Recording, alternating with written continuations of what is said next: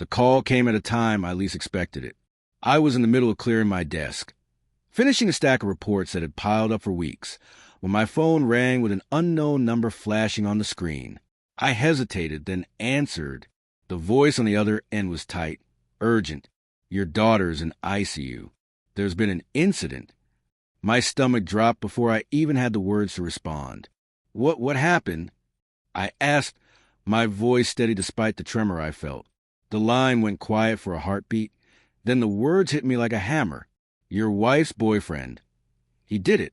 He's a judge. He's responsible." I sank into the nearest chair, letting the information settle. My mind raced through fragments. Why? How? When? Nothing made sense, and yet everything was crystal clear. The world didn't slow down. It kept moving, indifferent to the chaos now gripping my life. I had always known that people wore masks, that appearances could deceive, but to hear it so plainly, to know that someone who held the law in his hands had crossed every line imaginable, it was surreal.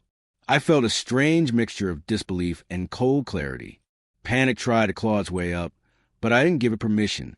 I wouldn't act out of desperation or let anger dictate my next move.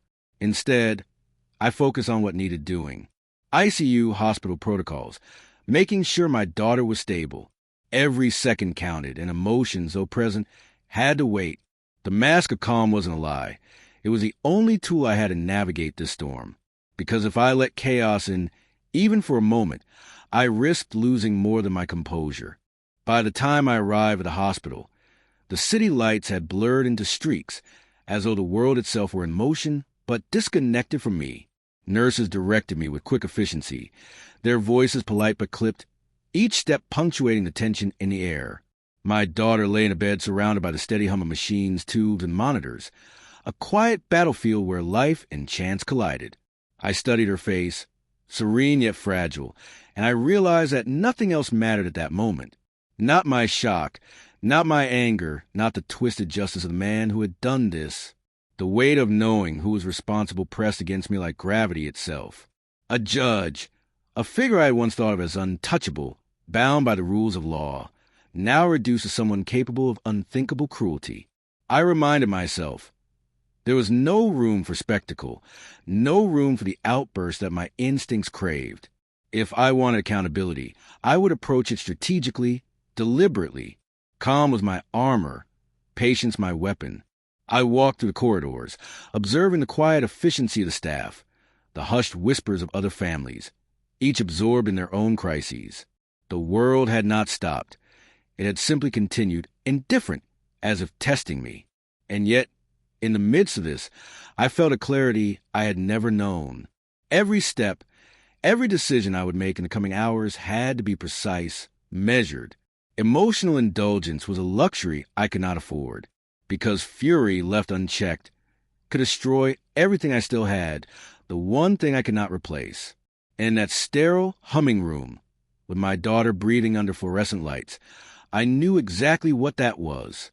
Hours passed, measured not in minutes, but in the rhythm of monitors and the soft footfalls of the staff. I stayed by her side, observing every subtle shift in her vitals, every twitch of her fingers, every shallow inhale. Outside, the world continued in its chaotic blur, but inside that room, time had condensed to a single, unyielding focus. Her life, her survival. I thought about the man who had caused this, his arrogance, his privilege, his belief that power could shield him from consequence. But I did not let the thought take me over. I would not give him that victory.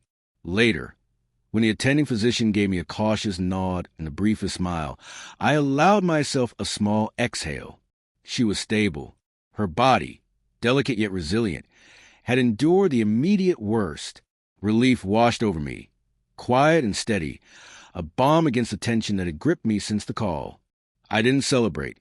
I simply acknowledged that the fight was far from over, but I had weathered this first storm with clarity intact.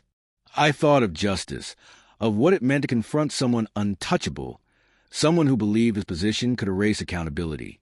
I knew the path forward would require precision, patience, and unshakable resolve. Emotions, though present, would be tools, not weapons.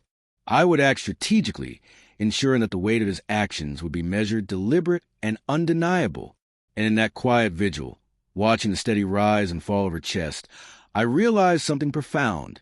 The only thing truly untouchable was resolve, and in holding it, I preserved what mattered most.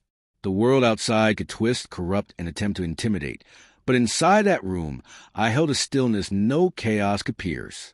Because some battles are fought not with fury, but with unwavering control. And some victories are measured not in punishment, but in what you protect from being lost.